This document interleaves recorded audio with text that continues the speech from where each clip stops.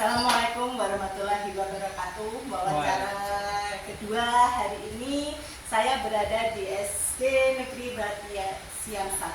Saya Swastidia Lestari, CGB Angkatan 10 dari SMP 11 Kahayang Kuala, Pulang Pisau, Kalimantan Tengah. Hari ini saya akan ditemani oleh Bapak Kepala Sekolah. Mari Pak, silakan diperkenalkan. Assalamualaikum warahmatullahi wabarakatuh. Perkenalkan, nama saya Agus Emirdadi. Saya PLT Kepala Sekolah SDN Milanti Siam 1.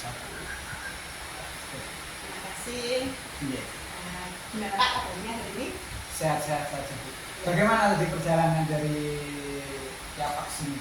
Wah, tapi perjuangan ya Pak, benar-benar agak besar ini. Terima kasih ya Pak atas kesempatannya dan waktunya yang luar biasa ini sehingga saya dapat menunaikan tugas demonstrasi kontekstual dalam materi pengambilan keputusan yang dihadapkan dengan dilema etika dan rujukan moral. Jadi ada beberapa pertanyaan sebagai sesuai dengan tema kita hari ini, yaitu pengambilan keputusan. Jadi Bapak Kepala Sekolah, bagaimana Anda dalam mengambil keputusan? Jadi saya mulai yang pertama ya Pak ya.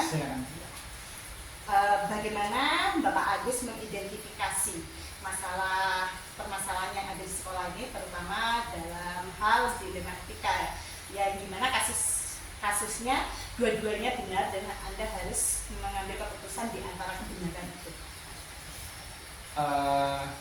Untuk masalah dilema etika, biasanya saya itu mengambil keputusannya itu pertama-tama ya kita harus menginvestigasi dulu ya, kedua belah pihak, bukan hanya salah satu aja yang kita investigasi, sebenarnya dua-duanya kita investigasi. Biasanya gitu yang selama ini saya lakukan di sekolah ini gitu.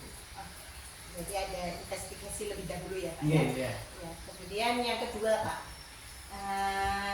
di sini apa yang Bapak akan lakukan jika Bapak dihadapkan atau merasa dilema jika keputusan itu sama-sama benar, kasusnya ini dua-duanya benar dan keduanya mengandung nilai kebijakan, seperti itu. Ada kebajikan di situ. Jadi ada dua hal yang betul-betul membuat Bapak bingung di situ. Oh, kalau untuk masalah itu ya tetap aja. Pertama itu kan harus sesuai aturan dalam artian kan kalau sekolahan kan mesti ada aturannya. Jadinya kalau guru ada tugas misalnya ya di PNM, ya mau nggak mau ya harus dilaksanakan. Sedangkan di situ kan anak juga kan punya hak agar tidak terikut di dalamnya. Tapi menurut saya kalau untuk kasus yang kayak gini ini kita harus manggil dua-duanya, guru ya kita panggil dan wali murid biasanya kita panggil, biasanya gitu. Jadi ini berat sekali ya Pak ya. Berat sekali ya masalah kayak gini. Dua-duanya benar ya Pak ya. Perlu kehati-hatian di sini ya. Kemudian langkah-langkah atau prosedur yang Bapak lakukan untuk mengambil keputusan ini? Yang pertama yaitu kita biasanya itu mengundang guru yang ada masalah. Kita undang masalahnya itu apa dan kita lakukan bersama-sama ya, sama dewan-dewan guru. Dan yang kedua yaitu menganalisis guru itu, dan yang ketiga yaitu musyawarah intern sama guru dan guru. Dan yang keempat itu saya yang jelas itu mendatangkan wali murid dulu, masalahnya apa, terus nanti saya juga kan bisa memberi kayak motivasi dulu.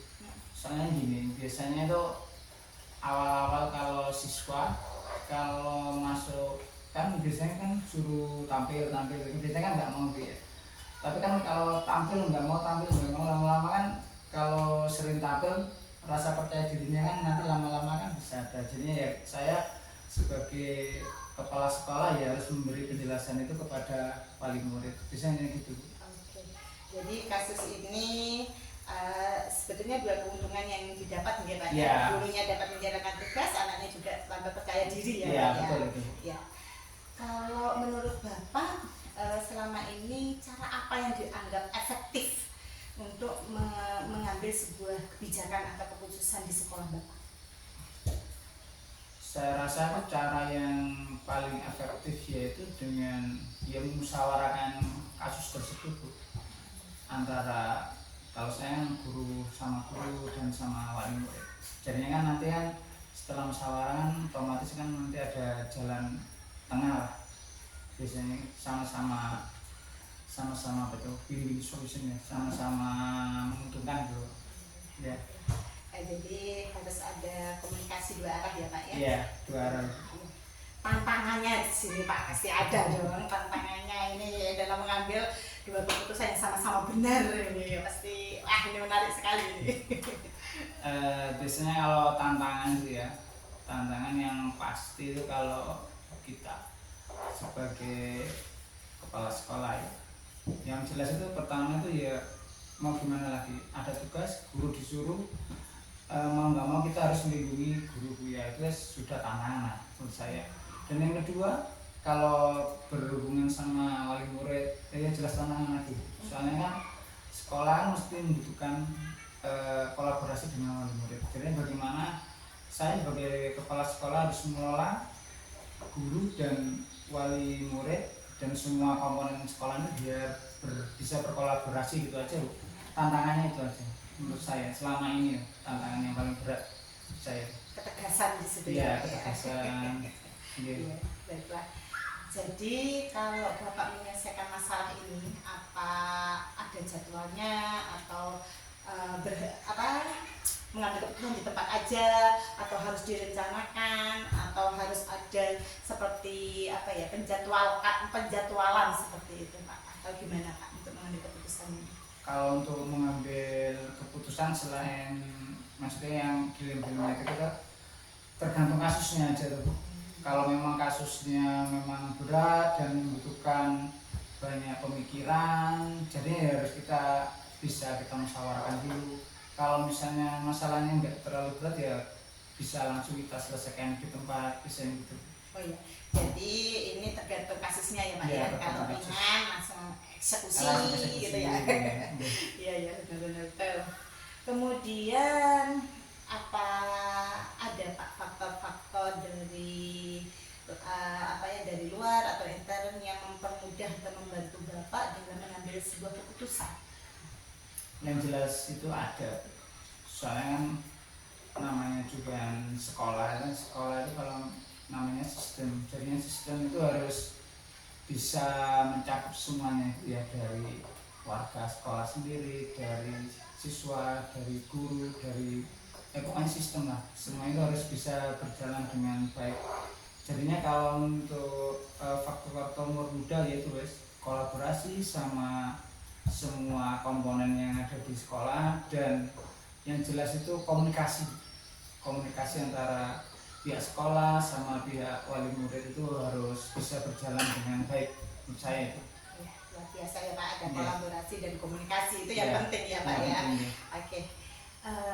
Dari beberapa keputusan yang Bapak buat pasti ada sebuah pembelajaran. Nah, apa yang Bapak dapat dari semua rentetan keputusan yang Bapak buat selama ini? Dari segala keputusan yang dulu ya setidaknya, biasanya saya itu mesti dalam menyelesaikan kasus itu harus berpikir loh, mesti dalam kehati-hatian dalam mengambil sebuah tindakan atau keputusan.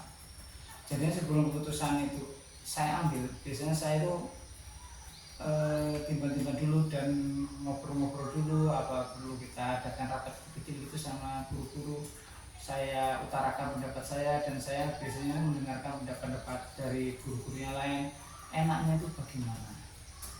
Itu juga salah satu yang maksudnya yang pembelajaran yang saya dapat itu, jadinya setiap kasus itu harus diselesaikan dengan sangat kehati-hatian. Jangan harap, kadang kan kita kan kasus ini mudah, tapi kan dampaknya kan berat gitu. Jadi selama ini ya harus menyelesaikan dengan hati-hati gitu ya.